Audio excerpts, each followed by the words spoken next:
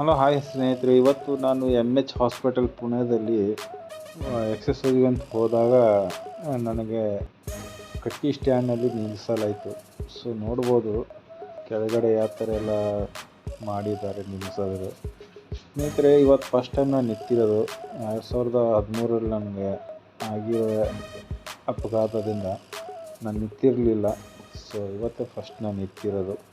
ಸ್ವಲ್ಪ ಕಷ್ಟ ಆಯಿತು ನಿಂತಾಗ, ಆದರೂ ಕೂಡ ತುಂಬ ಸಂತೋಷ ಆಯಿತು ನಾನು ನಿಂದಿರಬಲ್ಲೆ ಅಂಥೇಳಿ. ಕೆಳಗೆಲ್ಲ ಎಕ್ವಿಪ್ಮೆಂಟ್ ಹಾಕ್ಕೊತಿದ್ದೆ ನಾನು, ಕ್ಯಾಲಿಫರು, ಆಮೇಲೆ ಎಲ್ಲ ಹಿಂದ್ಗಡೆ ಮುಂದ್ಗಡೆ ಪಟ್ಟಿ ಹಾಕಿ ನಿಲ್ಲಿಸಿದ್ರು.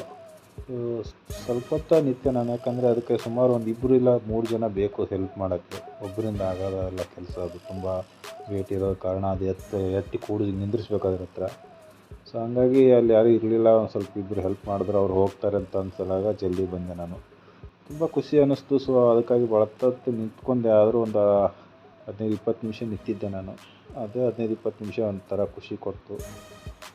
ನೋಡ್ಬೇಕು, ಇನ್ನು ಮುಂದಿಂದ ನಾನು ಪ್ರಾಕ್ಟೀಸ್ ಮಾಡ್ಬೇಕು. ನಾನು ಪ್ರಾಕ್ಟೀಸ್ಗೆ ಹೋಗಿ ಸ್ವಲ್ಪ ಪ್ರಾಕ್ಟೀಸ್ ಮಾಡ್ಬೇಕಂತ ಇದ್ದೀನಿ ಸ್ನೇಹಿತರೆ.